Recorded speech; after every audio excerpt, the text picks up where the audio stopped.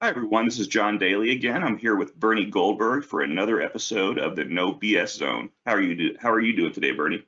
As we say down south, just fine, just fine. Good, good. So today we figured we'd talk about a few different news items. The first topic being the trial of cybersecurity lawyer Michael Sussmann. He's in trouble for allegedly lying to the FBI when he said he wasn't working on behalf of Hillary Clinton's presidential campaign in 2016 when he provided the agency with, let's say, faulty information linking the Trump organization with a Russian bank. Now, Sussman has been sticking to his story for the most part, but we recently learned somewhat of a bombshell that during the trial, Hillary's campaign manager, a guy named Robbie Mook, passed along the same information about Trump and the Russian bank to a reporter from a Slate magazine. And Mook says that Hillary actually approved that move. So it seems pretty clear that Clinton was indeed directly involved in the smear campaign against Trump. Do you think she'll pay any real price for her role in all this? Well, I'll get to that ultimately. Okay. But this is big news, isn't it? You never know it by watching the mainstream media, the networks or other mainstream media, because the networks didn't even cover it when this news broke. This says very clearly that Hillary Clinton was in on the dirty trick to link Donald Trump to the Kremlin via this Russian bank. The story was Sussman goes to the FBI, says, as a private citizen, I have information that Donald Trump was doing business with a Russian bank. Okay, that was a lie. And then he goes and bills the Clinton campaign for it, which proves that when the FBI said he lied to them, he did lie to them. Okay. So the plan was, after you give the information to the FBI, you then leak it to a journalist who writes a story that says the FBI is investigating a possible link between Donald Trump and this Russian bank in the Kremlin. Okay, that's the dirty trick. Hillary approved it, according to Robbie Mook, her campaign manager. Hillary was in on it. But to answer your question, John, will she pay a price? Was it a dirty trick? Absolutely. Did she know about it? It sure looks that way. But dirty tricks aren't necessarily illegal. She may not have broken any law, but it's important that we know, and it would be nice if the mainstream media thought it was as important as a lot of us think it is, that Hillary Clinton, the candidate was in on the plot, the plan, whatever you want to call it, to link Donald Trump to the Kremlin, which crippled his presidency for at least 2 years, maybe all 4 years. And that's a big story, but as I say, you'd never know it if you depended on the mainstream media for your information. Yeah, no, that's interesting. So I mean, I do see it. When we talked about doing this topic, I do see places like CNN. They sort of mention it on their website, but they're not really spending much time on it. On the network, it's just kind of there as sort of a trivial point, that came out of the trial. And you're right. I mean, it should be a much bigger story than it is. And you know when it's going to get worse? If this jury that's trying the Michael Sussmann case for lying to the FBI, almost everybody in Washington, and I mean that quite literally, almost everybody in Washington is a registered Democrat or votes for the Democratic candidate. Several of the jurors donated money to the Democratic Party and supported Hillary Clinton. So that even though it's absolutely clear that he lied to the FBI because he said he was not representing any client, and then he went back to the office and billed the Clinton campaign for his time at the FBI. He may be found not guilty. That's a distinct possibility. And if he is, the mainstream media will play this up as, well, this John Durham business, it didn't go anywhere. I mean, they didn't even get a lawyer for Hillary Clinton's campaign. They couldn't even convict him. No big deal. The media used to be biased when I wrote the book Bias 20 years ago. It's way beyond bias today. Now, switching to another topic, in your column Monday, you wrote about the Buffalo shooting and how, no surprise, it became very political very quickly. Rolling Stone magazine called the shooter a mainstream Republican, or at least sort of tried to infer that, I guess. And others in the media and in the Democratic Party have attributed the shooter's white supremacy views to today's GOP. And the guys believe in the Great Replacement theory to right-wing commentators like Tucker Carlson. Now, there have indeed been, instances of Republican members of Congress, sort of the fringe portion of Congress, speaking to white supremacist groups. And Tucker Carlson has indeed spoken about this replacement theory stuff on his show. But you wrote in your column that placing blame on these people is a bridge too far. Can you explain why you believe that? And do you think the left will get any sort of political traction out of this? Right. I'm not defending anything Tucker Carlson says on replacement theory, and I'm not defending any Republican who is a white supremacist or speaks to them or panders to them. I want to make that very clear. I am not defending any of that. But everything has become political in our culture today. Everything is political. So it took Democrats and their pals in the mainstream media 10 seconds to connect dots between the Buffalo shooter and the Republican Party in general, and Tucker Carlson in particular, but I don't want to get into the Tucker Carlson thing. Let me review what you said in the lead into this. The headline in Rolling Stone magazine: the Buffalo shooter isn't a lone wolf. He's a mainstream Republican. That's a verbatim headline from Rolling Stone, the left-wing news magazine, music magazine. The New York Times: Republican politicians, including some of the party's top leaders, openly espouse versions of white supremacist conspiracy theory, holding that an orchestrated effort is underway to displace white Americans. Okay. Chuck Schumer, the Democratic Senate Majority Leader, he linked what he called MAGA Republicans to the shooting. Democrats just won't let a crisis go to waste. But if they want to connect dots, let's at least be consistent. When a Bernie Sanders supporter and a big fan of Rachel Maddow shot up a baseball field in Washington, D.C., where Republicans were practicing for their annual game against congressional Democrats, nobody tried to pin it on Bernie Sanders or Rachel Maddow, and nor should they have tried to pin it on them. The mainstream media pinned it on the evil guy who shot up the ball field and almost killed Steve Scalise, the Republican. I think he was the whip in the House. When a black racist in Wisconsin mowed down a bunch of white people at a parade, I think it was during a Christmas parade, the mainstream media didn't make a big deal that he was black and the victims were white.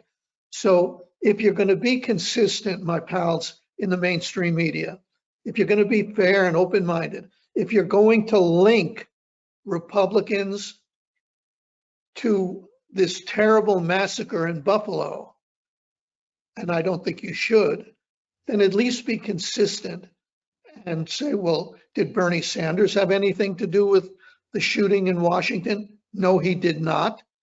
And the Wisconsin incident where the black racists, they played that down. They always play down things that make their side look bad and play up things that make the other side look bad. That's why I say Democrats won't let a crisis go to waste, and they have their friends in the mainstream media to cover for them every step of the way.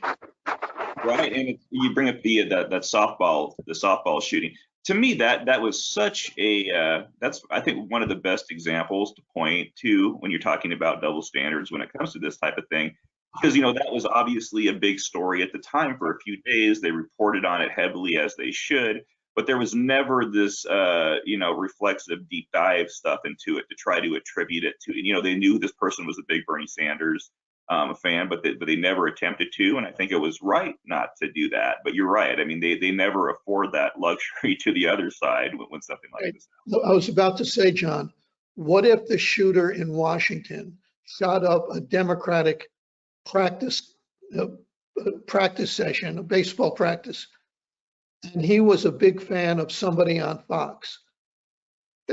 They would have made that would have been the biggest story of the 21st century.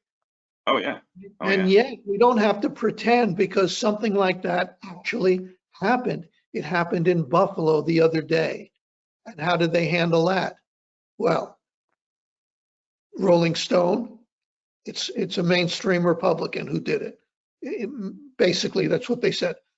Chuck Schumer, it's MAGA Republicans. The difference in how they cover things done by fans of Bernie Sanders versus fans of Donald Trump, it's mind-boggling, the difference, because they're covering for one side and trying to make the worst of the other side. And I think it's obvious to most Americans. And frankly, I think in addition to inflation and the border and the stuff they're teaching in the classroom and all the stuff that's going to hurt Democrats, I think this hurts Democrats too, because they listen to Chuck Schumer, or they listen to liberals in the media link Republicans to this terrible massacre, and they say that's not right. That's just not right. No, I think that's true. And I think a lot of people, one thing, the sort of the legacy media and a lot of Democratic politicians, they don't, this never plays a part in these stories. But, this shooter was a very young guy, and people, and he even, he said where he got a lot of this sentiment from was from the internet. He's in these discussion forums, these sort of fringe forums. And, I mean, truth be told, that a lot of young people, they don't get any of this stuff from cable news. They don't watch cable news, even, despite what Tucker's, and I will say I have in-laws that watch a lot of Fox News, and I used to watch a lot of Fox News, and I did that. They brought up this replacement theory to me months ago, and I hadn't a clue what they were talking about. I had to look into it. So they heard it there, but someone like this shooter, very, very unlikely that they got this from a stuffy politician somewhere or a cable news host. Well, John, the shooter wrote a manifesto, a 180-page manifesto. That's the size of a small book, 180 pages. You know how many times he mentioned Tucker Carlson in the 180 pages? Not once, zero. I am no fan of Tucker Carlson. I know a lot of people watching us are fans of his. Well, truth, I'm not. I'm not a fan of some of his crazy theories either. But if the gunman was influenced by Tucker Carlson, as the mainstream media is suggesting, don't you think he might have mentioned Tucker Carlson's name at least once in 180 pages? Just once? He didn't. Right. No, that's a very good point. So let's talk about the Supreme Court a bit. There's currently a fence around the Supreme Court building, and that's due to security concerns over Roe versus Wade possibly being overturned this summer. We've already seen pro-abortion demonstrators protesting outside of justices' homes, and a lot of Democrats have had some trouble condemning that behavior. Do you worry at all that first, I was going to have you talk about, the Democrats' reaction, but also I'm curious, do you worry at all that we could see, if Roe versus Wade is indeed overturned, that we could see another January 6th type revolt? In that situation, people are obviously concerned about that. I think they should be concerned about that. I think that's a possibility. Sometimes, John, I think we're having a nervous breakdown in this country. Seriously, there's a fence around the Supreme Court. I'm not a historian, but I'm pretty sure in the entire history of the US Supreme Court, there's never been a fence around that building or any building where the Supreme Court was housed in its early days either. There are, as you said, demonstrators, pro-abortion rights demonstrators, picketing outside the houses of some of the Supreme Court justices, the conservative justices. Now, however one feels about abortion rights, whether you're for it or against it, whether you think Roe should have been overturned or should be overturned or not, can't we all agree that picketing outside the homes of Supreme Court justices is just plain wrong? It may be illegal, but even if it isn't illegal, can't we agree that it's just plain wrong? Yet you can count on one hand and have several fingers left over the number of Democrats who have flat out, unequivocally condemned what the demonstrators are doing.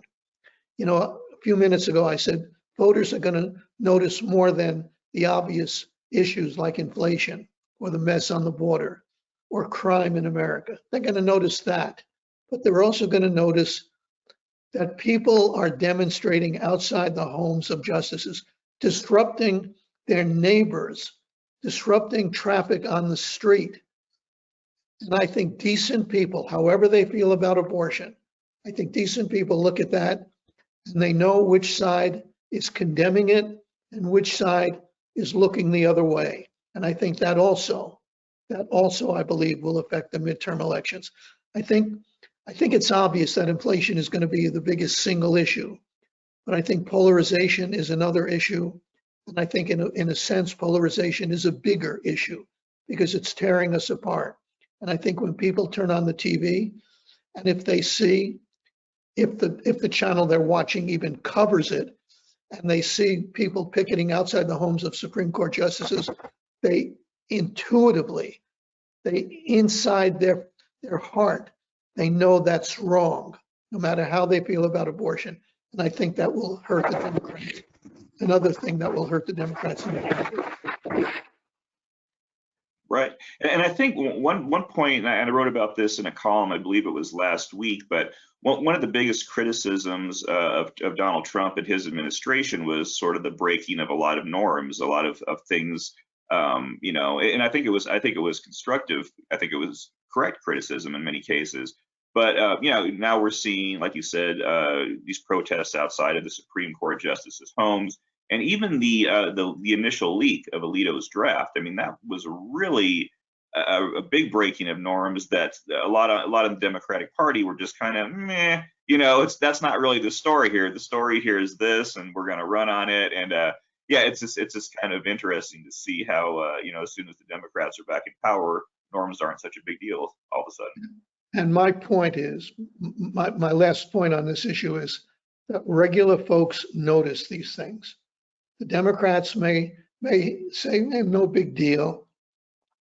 You know, as long as the demonstrators outside the homes aren't shooting anybody, as long as they're peaceful demonstrations, what's the big deal? And I'm saying regular folks know it's a big deal because regular folks know they wouldn't want anybody picketing outside their houses and disrupting their neighbors on the same street. People know this, and politicians basically don't think the way regular folks think. That's one of the major reasons politicians, you know, have such low standing with regular folks. Right, right. So let's go ahead and end on some good news. The Disinformation Governance Board, which we talked about last time, looks like it may not happen after all. Its leader, Nina Jankowicz, has resigned, and the whole initiative appears to be pretty much dead in the water. Do you think there's anything to be learned from this experience? First of all, there's hope in this world. We've just gone through people demonstrating at outside the homes of justices, Buffalo massacre, you know, the mess on the southern border. We've gone through a lot of negative stuff. This is good news. This should put a smile on our face because the Disinformation Grievance Board was a stupid idea. And as I said last time, with an even stupider name. They floated the trial balloon. They thought they would get away with it. Again, regular folks, regular Democrats as well as Republicans said, what are you kidding? And you name, in a country of 330 million people, you name a committed left-wing screwball who thinks she's Mary Poppins singing songs on the internet on social media. You thought this was a good idea? You thought having the government decide what is accurate and what is disinformation was a good idea? What is the matter with you people? And again, I don't want to beat a dead horse here, but it's not only the issues that the pollsters find out about, like inflation. It's all this other crapola. It's all this other stuff that seeps into the bloodstream of the culture. And I personally know of people who are registered Democrats. They didn't change their party affiliation to become Republicans. They're no longer registered Democrats. They're now independents. They see what's going on. And this disinformation board is one little blip on the radar screen. And they say, what the hell is going on here? This country is, what's happening to America? It's not only the border, it's not only crime, it's not only inflation, it's all this other cultural stuff that just is noticed by regular folks. And there's a long way between now and November when the midterms are held. A lot can happen. Donald Trump could happen. You know what I mean? Oh, yeah. And they're going to try to run on Donald Trump too. If he cooperates, they may have something to run on. If he stays silent, not so much. But all these other cultural things, I am convinced will affect voter turnout and how the election comes out in November. Looks like there's going to be a red wave. Personally, I hope so, but we'll see. We'll see. But it isn't just inflation. It isn't just the economy. You know, usually it's the economy, stupid, as Carville once said. I think it's also the culture this time around. Something else I'll just kind of bring up real quick that I hadn't mentioned before, but it seems to me one of the all these things that are piling up, you know, for the Democrats now. Another one is the baby formula shortage, which seems like it's one of those items that really, you know, that could cross partisan lines and just break them to pieces. You know, I mean that is a really big deal. I think it'll get fixed probably before, you know, the midterms, but I think a lot of mothers especially are going to remember, you know, what they had to go through here the past few weeks. Yeah, not everything is Joe Biden's fault, but when good things happen, the president gets credit. When bad things happen, it falls on him. And here's a bulletin. I'm going to break some news here. Democrats also have babies who need formula, you know, Right. and when they go to the store and they can't get it, you know, that's when panic sets in. And they're not going to blame Donald Trump for that. Right. They're not. They're going to wonder if they pay attention to the news. Did the FDA do everything it was supposed to? And this FDA, isn't that a Democratic FDA?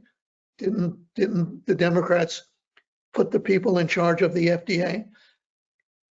It doesn't look good in November for everything we've been talking about in today's No BS Zone segment. It doesn't look good for the Democrats. I want to emphasize one thing I just said a few seconds ago. It's a long way to November, a long way to November, and a lot of things can happen between now and then. And I'm guessing a few things will happen, a few things that we don't even have a clue about happening will in fact happen. But as of today, does not look good. Forgive me for stating the obvious, does not look good for the Democrats. No, I agree. Well, let's go ahead and end things there. I want to thank you all, as always, for tuning into the No BS Zone. As always, please leave comments, you know, in the comment section below. Let us know how we can improve. I got a sort of an interesting one last time where someone said I need to start wearing a collared shirt for these, and I've been wearing one for all of them, so I'm a little confused as I'm a little worried about my video quality or maybe my neck. I'm not really sure what's going on.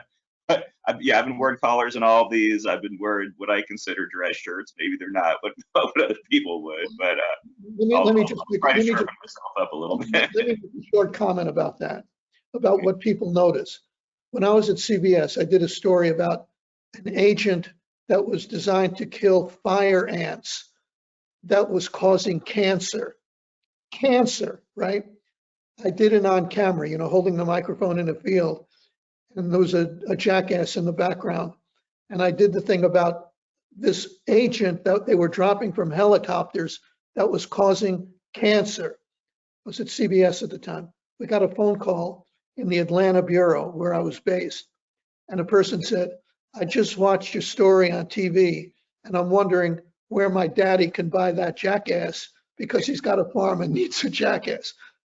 What people notice, and what's important to them, they notice your collar. Never mind what we're talking about. They notice your collar. I think the answer is to go to like a 70s style butterfly collar, so it's really out there. maybe it'll stick out a little bit better. And then somebody will say, "Where'd you get your clothes, John? In 1973, the 1973 store." You know. Yeah, no, that's true. That's true. Don't worry All about right, well, we'll go ahead.